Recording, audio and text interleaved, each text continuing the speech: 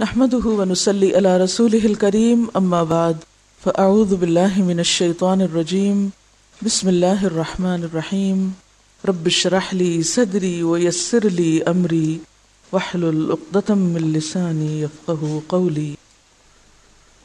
آج ہم صفحہ نمبر 83 یعنی 83 سے نمازی کے لباس کے بارے میں پڑھیں گے۔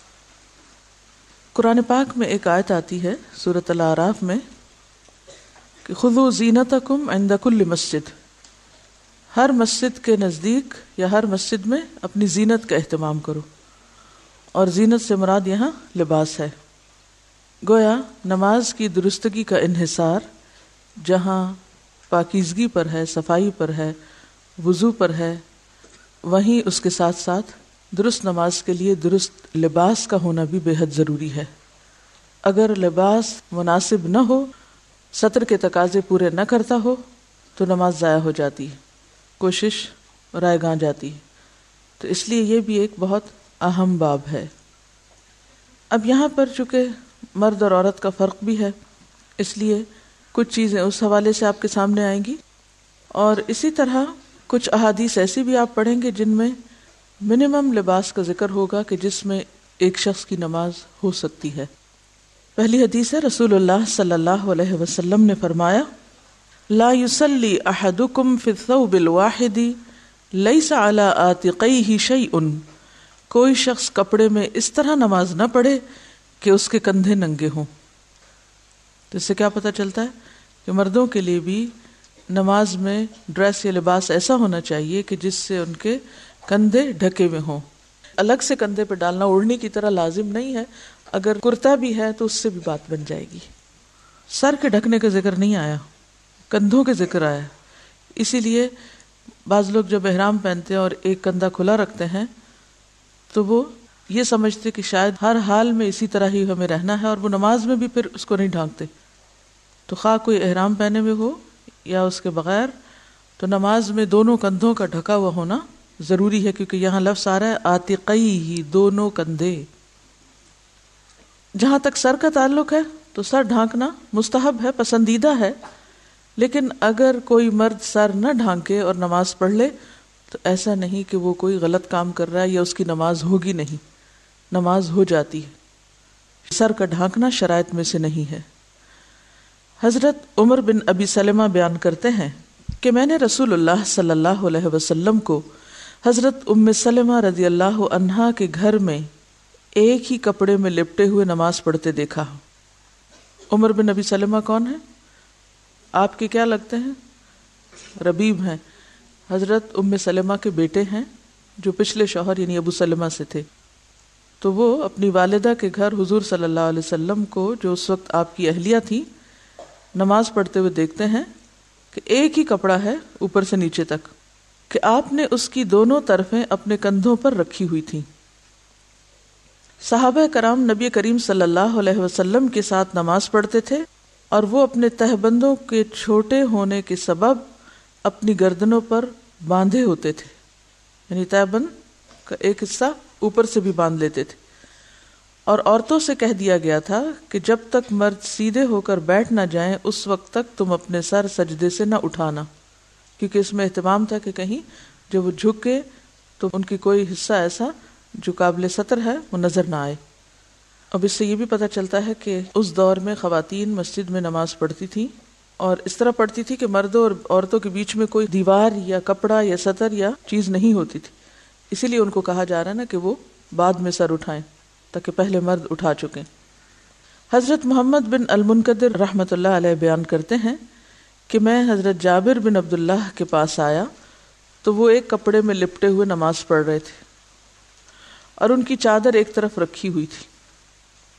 جب وہ نماز سے فارغ ہوئے تو ہم نے ان سے کہا کہ اے ابو عبداللہ، آپ کی چادر پڑی رہتی ہے اور آپ نماز پڑھ لیتے ہیں؟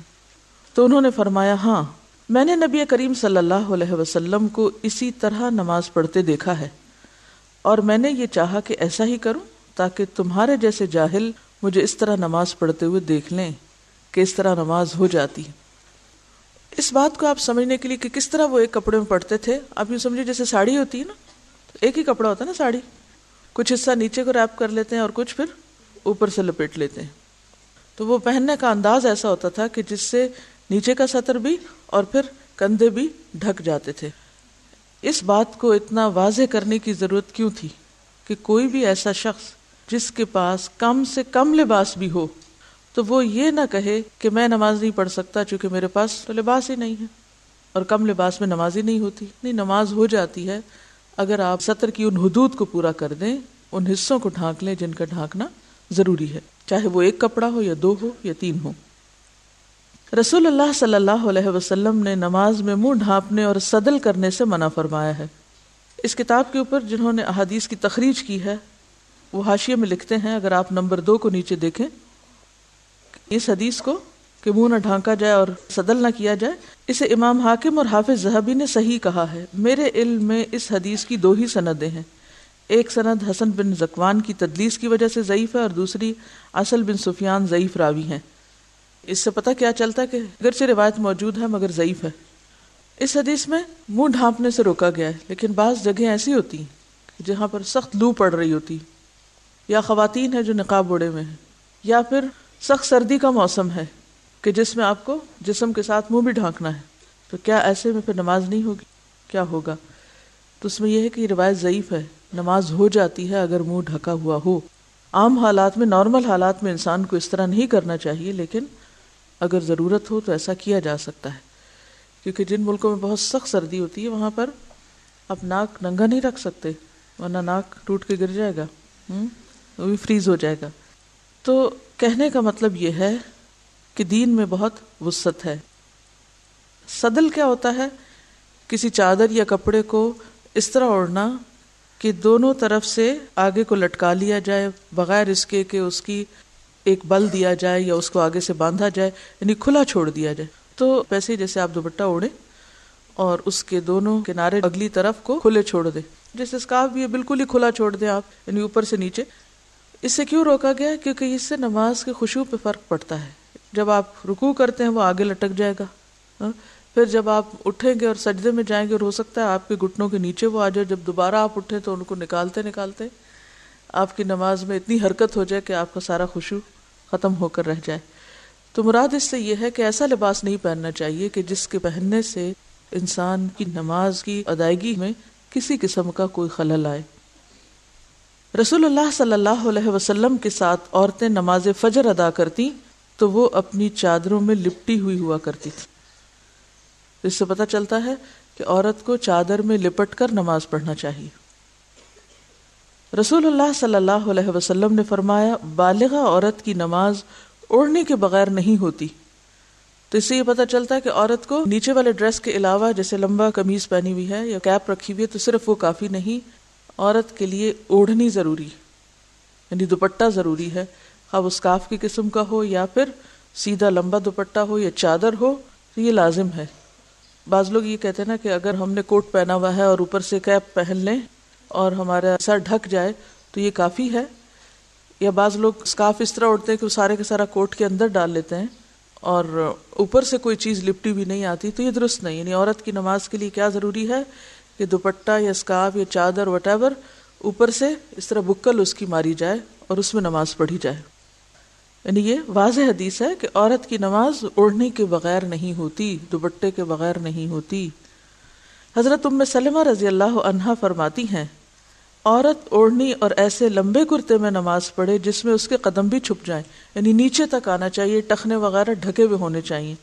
اگر آگے کے پنجے تھوڑے بہت کھل بھی جائیں تو کوئی بات نہیں، جس طرح ہاتھ ہے، لیکن پیچھے سے ایڑیوں تک کپڑا ہونا چاہیے. بعض خواتین نماز پڑھتی ہیں اور تنگ پائچوں کی شلوار پہن لیتی، جب رکوع میں جاتی ہے تو وہ اتنے اونچے چڑھ جاتے ہیں کہ بعض اوقات پنڈلیاں بھی دکھائی دینے لگتی ہیں، تو اس سے نماز درست نہیں ہوتی.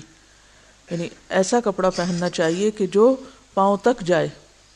جب آپ نماز کے لیے کھڑے ہو نا تو اپنے آپ کو اتنا سنبھال کے اتنے کمپوزڈ ہو کہ آپ پھر اپنے لباس اور اپنی ذات کی طرف سے بے فکر ہوں. جب ہم نے کپڑا صحیح سنبھالا نہیں ہوتا تو کیا ہوتا ہے، رکوع میں گئے چادر شریف نیچے، اٹھے اوپر کی، سجدے میں گئے پھر دھڑام سے نیچے، پھر لپیٹے، سارا وقت کھیل میں گزر جاتا ہے. موٹی موٹی ہم نے اون کی پشمینے کی چادریں اڑی بھی ہوتی ہیں، بھاری بھرکم، وہ ہر سجدے رکوع کے ساتھ نیچے. ہر حرکت کے ساتھ اوپر سے اتر جاتی. یا ایسے سلکی دوپٹے ہوتے ہیں کہ سارا وقت انہی کی لپیٹ میں گزر جاتا ہے. پھر اوڑھنی بھی ایسی نہ ہو، یعنی اتنا چھوٹا سا اسکارف کہ جو بمشکل آپ کی گردن اور کان ڈھانکے، اور بعض لوگوں کی تو گردن بھی نہیں ڈھانکتا اسکارف، یعنی اس طرح اسکارف اوڑھا ہوا ہوتا ہے کہ پورا سینہ کھلا ہوتا ہے. حالانکہ قرآن پاک میں واضح طور پر کیا ہے، وَلْيَضْرِبْنَ بِخُمُرِهِنَّ عَلَى جُيُوبِهِنَّ، کہ وہ اپنے خمار یا اپنے جو دوپٹے ہیں وہ اپنے سینے پہ ڈالیں. تو نماز میں جو دوپٹہ آپ ڈالیں گے اس سے آپ کا سینہ ڈھکا ہوا ہونا چاہیے، اور اسی طرح گردن، کان، یہ تمام چیزیں، لیکن ماتھا نہیں ڈھکا ہوا ہونا چاہیے کیونکہ سجدے کی جگہ خالی ہونی چاہیے. اگر ایک ماں بچے کو لے کے نکلتی ہے تو اس کا اتنا بھاری بیگ لے کے نکلتی ہے، ساتھ اس میں دودھ بھی ہے، اس میں نیپیاں بھی، اس میں یہ بھی ہے اور وہ بھی ہے. تو اگر ہم کہیں سفر کو نکل رہے ہیں یا کسی فنکشن میں جا رہے ہیں اور بڑی مجبوری ہے کہ ہم بہت ہی بھاری بھرکم لباس میں ڈریس اپ ہوں، جو کہ ہے مجبوری نے ہم نے خود ہی بنا لی اپنے لیے کیونکہ سب کچھ ہم نے خود ہی تجویز کیا ہوا ہے، تو پھر کم از کم اگر ہمیں پتہ نماز کا وقت آنے والا ہے تو ایک دوپٹہ لپیٹ کے اپنے بیگ میں ڈال لیں، یا ایک ایسی چیز کہ جس سے آپ اپنی نماز تو سکون سے پڑھیں. ویسے تو اگر آپ پوری طرح ڈریس اپ ہیں، حجاب میں ہیں، تو پھر میرا خیال ہے کہ نماز کے وقت میں بھی مشکل نہیں ہوتی. تو نماز کے لیے ایسے دوپٹے بنائیں یا ایسا لباس بنائیں کہ جس میں آپ کو لباس کی طرف سے بے فکری ہو جائے، بس ایک دفعہ پہنا، باندھا، خلاص اب آپ پورے کے پورے نماز کی طرف. چاہیے تو یہ تھا کہ میں اس وقت آپ کو صرف ایک فقہی مسئلہ بتا کے نکل جاتی، لیکن اس سب کو میں نے خشوع سے کیوں ریلیٹ کیا ہے، کیونکہ بہت سے لوگ جب ان کو نماز میں لباس کی بات بتاتے ہیں تو فوراً اس پہ آ جاتے ہیں، اتنی بھی کیا سختی، اتنی بھی کیا پابندی، اتنی بھی کیا مجبوری، یہ عام باتیں ہوتی ہیں. نبی صلی اللہ علیہ وسلم نے فرمایا، اپنی ران کھولو، نہ کسی زندہ یا مردہ کی ران دیکھو، یعنی نہ تو خود ننگے ہو اور نہ کسی اور ننگے شخص کو دیکھو. یعنی اس میں پہلے نہ نہیں لگا ہوا، لیکن اس طرح کا جملہ جب لکھا جاتا ہے تو وہ بعد کا نہ پہلے پر بھی اثر انداز ہوتا ہے. مراد اس سے کیا ہے، یعنی نہ خود دوسروں کے سامنے ننگے ہو اور نہ ہی کسی اور ننگے کو، خواہ وہ زندہ ہو یا مردہ، اسے بھی نہ دیکھو. تو اس سے کیا پتہ چلتا ہے کہ اگر آپ کسی مردہ کو بھی غسل دے رہے ہیں تو بالکل اس کو بے لباس کر کے غسل نہیں دیں گے، بلکہ اس کے اوپر ایک چادر ڈال کر اس کے نیچے سے اس کو واش کریں گے. رسول اللہ صلی اللہ علیہ وسلم کبھی نماز میں ننگے پاؤں کھڑے ہوتے اور کبھی آپ نے جوتا پہن رکھا ہوتا تھا، یعنی سفر میں ایسی جگہ پر کہ جہاں جوتا اتارنے کا موقع نہ ہوتا یا زمین گرم ہوتی تو آپ جوتا پہن کر بھی نماز پڑھ لیتے تھے. اب مسجد میں بھی بعض اوقات ایسا ہوتا تھا، کیوں؟ اس لیے کہ مسجد کا صحن کچا تھا، کنکریاں بچھی ہوئی تھی، اور پھر جب سخت گرمی ہوتی تھی تو فرش بہت تپ جاتا تھا. لیکن یہ یاد رہے کہ بلا وجہ تو جوتا لے کے مسجد میں نہیں جانا چاہیے، کیونکہ ہمارے جوتوں کی ساخت ایسی کہ اس میں نجاست پھنس بھی جاتی ہے بعض اوقات، تو بہت کیئرفل ہونا چاہیے. اگر کبھی ایسی ضرورت پیش آ بھی جائے سفر میں یا کسی ایسے مقام پر کہ جہاں آپ جوتا نہیں اتار سکتے، جوتا چوری ہونے کا ڈر ہے، تو اس میں پھر انسان یہ ضرور میک شور کرے کہ جوتا پوری طرح صاف ہے. کہنے کا مطلب یہ ہے کہ جوتے کا اتارنا نماز میں فرض نہیں، لازم نہیں. اگر وہ صاف ہے تو اس کے ساتھ بھی نماز ہو سکتی. جیسے بچے وغیرہ اگر کھیلنے کے لیے جاگرز یا رنرز پہنتے ہیں اور وہ صاف ہیں اور کہیں بھی کھیلتے کھیلتے نماز کا وقت آتا ہے تو وہ وہیں پر ان سمیت بھی نماز پڑھ سکتے ہیں اگر وہ صاف اور پاک ہے. اس سے دین کی سہولت پتہ چلتی ہے. لیکن آج کل مسجدوں میں جیسے قالین بچھے میں ہیں یا صفیں وغیرہ ہوتی ہیں، مصلی وغیرہ بچھا ہوتا ہے، چٹائیاں، تو اس پر اگر آپ باہر سڑک سے گندے جوتے لے کر چلے جائیں تو ساری مسجد گندی کر دیں گے آپ. تو وہاں تو لے جانے کی ضرورت ہی نہیں ہے. اس لیے ہمارے ہاں خاص طور پر اس چیز کو میک شور کرتے ہیں کہ جوتا نہ پہنا ہوا ہو یا جوتا لے کر کوئی اندر نہ آئے. سڑکیں بازار بھی تو اتنے گندے کر دیے نا ہم نے. لیکن اگر ایسی جگہ ہو کہ جہاں آپ کے لیے جوتا اتارنا ممکن ہی نہ ہو، مثلا آپ سفر میں یا موسم کی شدت ہے، سخت سردی ہے یا سخت گرمی ہے، تو آپ جوتے سمیت بھی نماز ادا کر سکتے ہیں. نبی صلی اللہ علیہ وسلم نے فرمایا، جب تم نماز ادا کرو تو اپنا جوتا پہن لو یا اسے اتار کر اپنے قدموں کے درمیان رکھو. یہ بھی کتنی عمدہ نصیحت ہے. بعض لوگ جوتے اتار کے دوسروں کے منہ کے سامنے رکھ دیتے ہیں. اگر آپ کو کہیں مسجد میں یا حرم میں نماز پڑھنے کا اتفاق ہوا ہو تو بعض اوقات لوگ یا اپنے منہ کے آگے رکھ لیتے ہیں یا پھر اپنے پیچھے رکھ دیتے ہیں جو کسی اور کے منہ کے آگے آ رہا ہوتا ہے، یعنی اس کے سجدے کی جگہ پر. تو جس وقت آپ نماز میں کھڑے ہوں تو پھر کیا کریں؟ جوتے پہ جوتا رکھ کے اس کو لپیٹ کے دو پاؤں کے بیچ میں رکھ لیں. یعنی کتنی اچھی تہذیب ہے جو آپ صلی اللہ علیہ وسلم نے سکھائی کہ اس میں نہ خود کو تکلیف ہوگی اور نہ ہی کسی اور کو. پھر اس کے بعد ایک اور روایت میں ہے آپ نے فرمایا یہودیوں کی مخالفت کرو، وہ جوتے اور موزے پہن کر نماز ادا نہیں کرتے. یعنی ان کے ہاں سختی ہے اس بات کی کہ نہ وہ موزے پہن کے نماز پڑھتے ہیں اور نہ ہی جوتے پہن کے. نبی صلی اللہ علیہ وسلم نے فرمایا جب تم مسجد میں آؤ تو جوتوں کو اچھی طرح غور سے دیکھ لو، اگر ان میں نجاست نظر آئے تو ان کو زمین پر اچھی طرح رگڑو، پھر ان میں نماز ادا کرو. نبی صلی اللہ علیہ وسلم فرماتے ہیں جب تم نماز ادا کرو تو جوتوں کو دائیں یا بائیں نہ رکھو بلکہ قدموں کے درمیان رکھو، کیونکہ تمہارا بایاں دوسرے نمازی کا دایاں ہوگا. ہاں اگر بائیں جانب کوئی نمازی نہ ہو تو بائیں جانب رکھ سکتے ہو.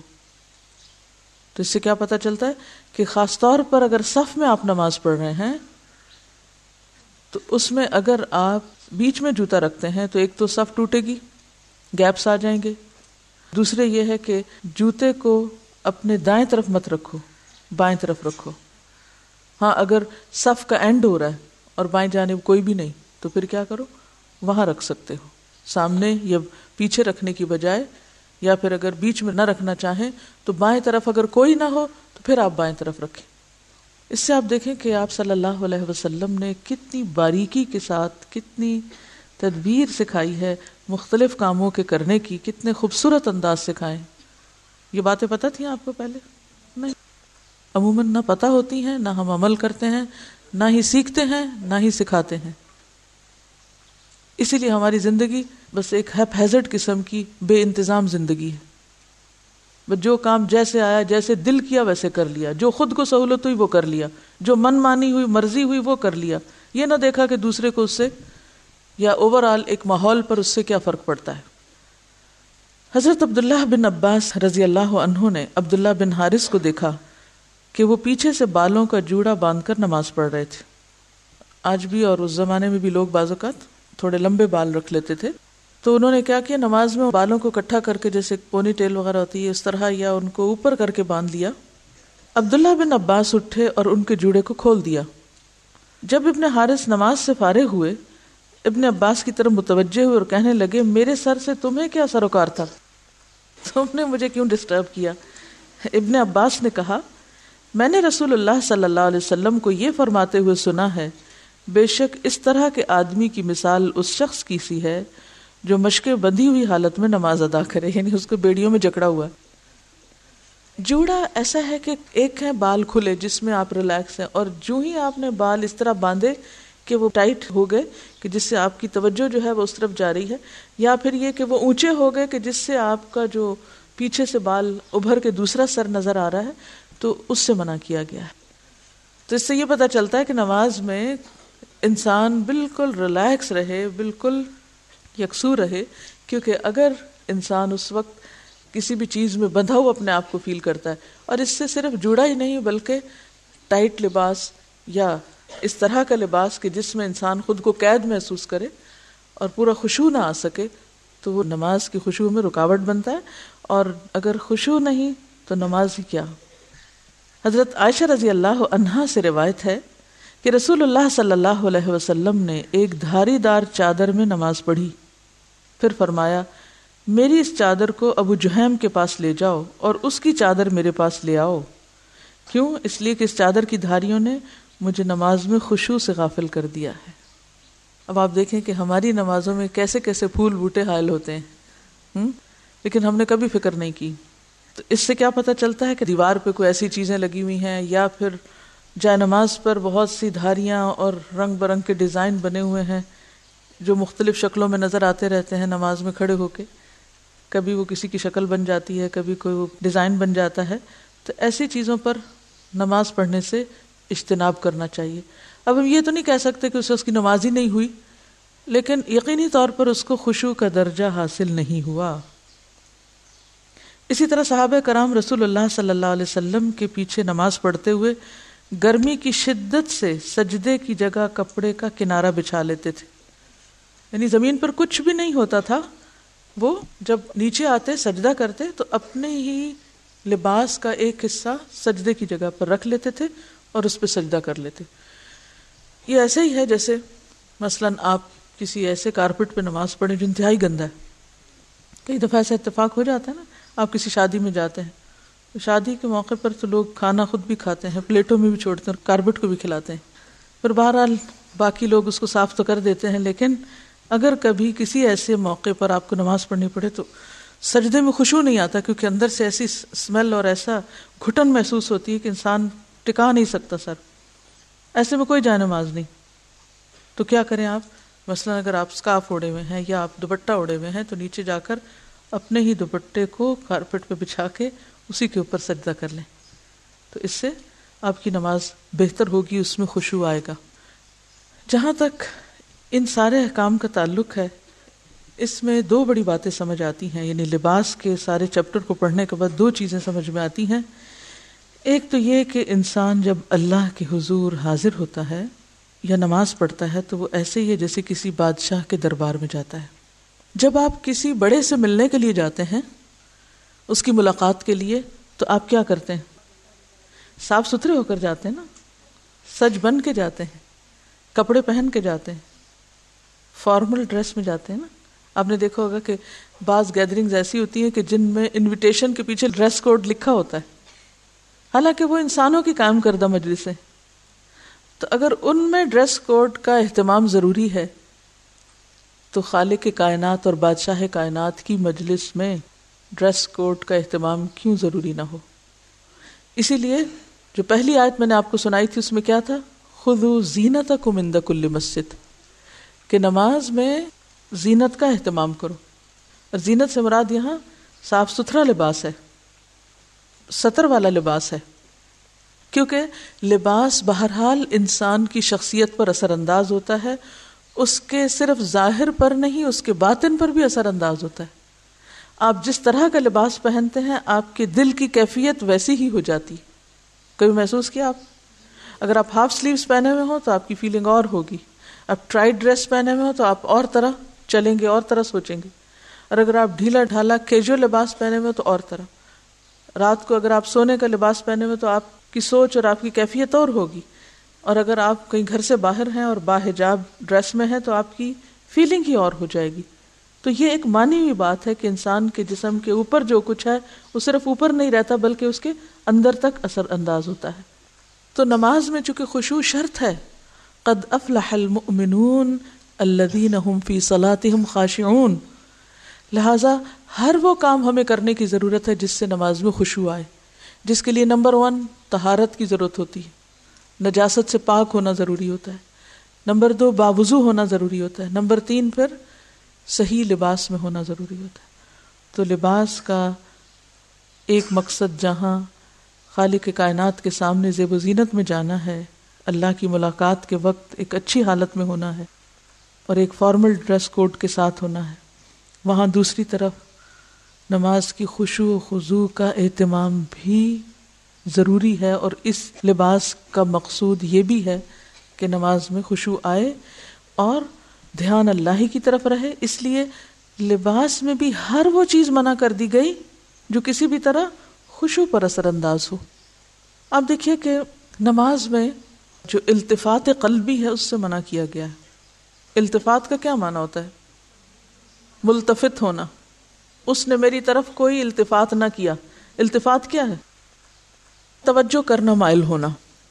تو نماز میں اللہ کے علاوہ کسی دوسری چیز کی طرف مائل ہونا یا توجہ کرنا درست نہیں.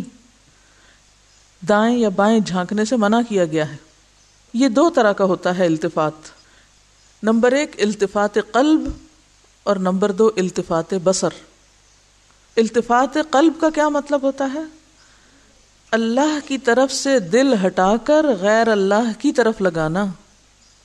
اور التفات بصر کیا ہے؟ اللہ کی طرف سے نظر ہٹا کر غیر اللہ کی طرف لگانا. یہ دونوں چیزیں منع ہیں. جب تک انسان نماز کی طرف متوجہ رہتا ہے اللہ تعالیٰ اس کی طرف متوجہ رہتے ہیں, اور جب دل یا آنکھ کی توجہ غیر اللہ کی طرف ہو جاتی ہے تو اللہ تعالیٰ بھی اس سے اعراض کر لیتے ہیں, منہ موڑ لیتے ہیں. نقصان کیا ہے التفات قلبی یا التفات بصر کا؟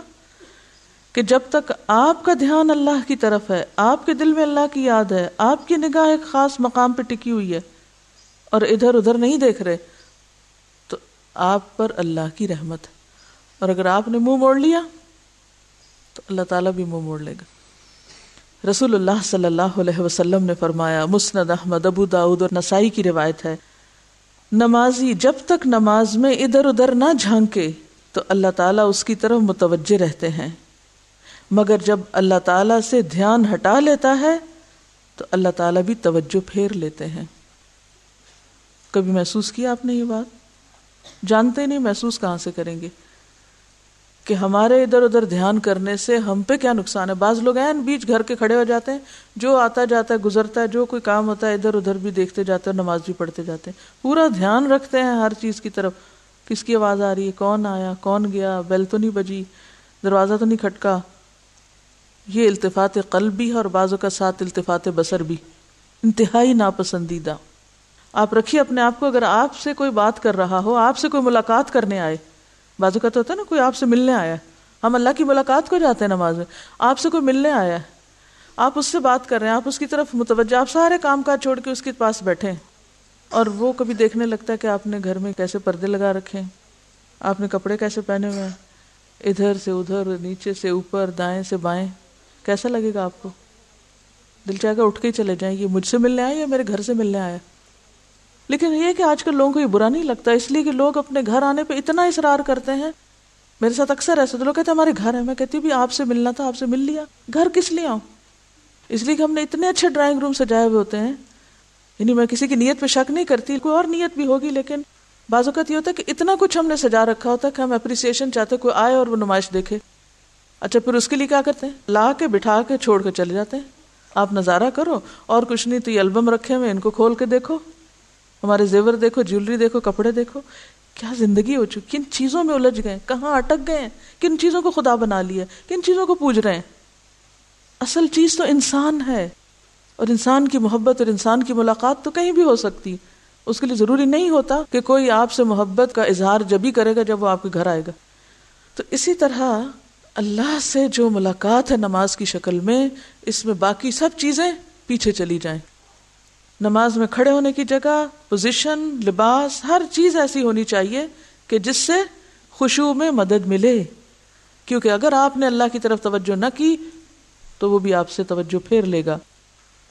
رسول اللہ صلی اللہ علیہ وسلم سے جب نماز میں دائیں بائیں جھانکنے کے متعلق دریافت کیا گیا تو آپ نے فرمایا، شیطانی جھپٹ ہے. یہ کیا ہے؟ شیطانی جھپٹ ہے، جو کہ شیطان نمازی کی نماز سے جھپٹ مارتا ہے. ہم نماز پڑھ رہے تھے پوری توجہ سے، ادھر سے شیطان آ جاتا ہے اور ہمارا دھیان دل یا نگاہ سے ادھر ادھر کراتا ہے، تو وہ دراصل کیا کرتا ہے؟ جھپٹا مارتا ہے ہماری نماز میں سے، پوری نہ ہونے پائے، گویا وہ اپنا حصہ لیتا ہے اس میں سے.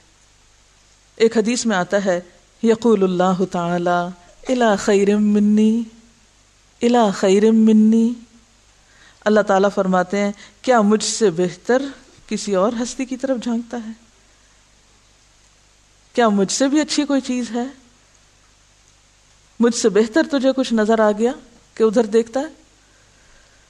آپ ذرا اس چیز کو محسوس کریں کہ جب ہم دھیان ہٹا کے کوئی اور ہی باتیں سوچنا شروع کر دیتے ہیں اور کوئی اور ہی چیزیں دیکھنے لگتے ہیں یا کہیں اور ہی کان لگا دیتے ہیں، اور توجہ نماز میں تو کم ہوتی ہے اور ادھر ادھر بہت زیادہ ہوتی ہے، تو اللہ تعالیٰ کیا فرماتے ہیں؟ الی خیر منی، کدھر دیکھتے ہو؟ مجھ سے اچھی کوئی چیز مل گئی تم کو؟ حسان بن عطیہ کا قول ہے، دو آدمی ایک ہی نماز میں کھڑے ہوتے ہیں لیکن ان دونوں کے درمیان زمین و آسمان کا فرق ہوتا ہے. ایک ہی نماز پڑھ رہے ہوتے ہیں دو لوگ، ایک ہی صف میں کھڑے ہوتے ہیں، لیکن دونوں کی نماز میں زمین اور آسمان کا فرق. کیسے؟ ایک کا خیال پورا اللہ کی طرف، اور دوسرا بھی بظاہر ایسے ہی نظر آ رہا ہے کہ وہ بھی نماز ہی پڑھ رہا ہے، لیکن اس کے دل کا دھیان اور سوچیں اور خیالات معلوم نہیں کہاں کہاں سرگرداں ہیں.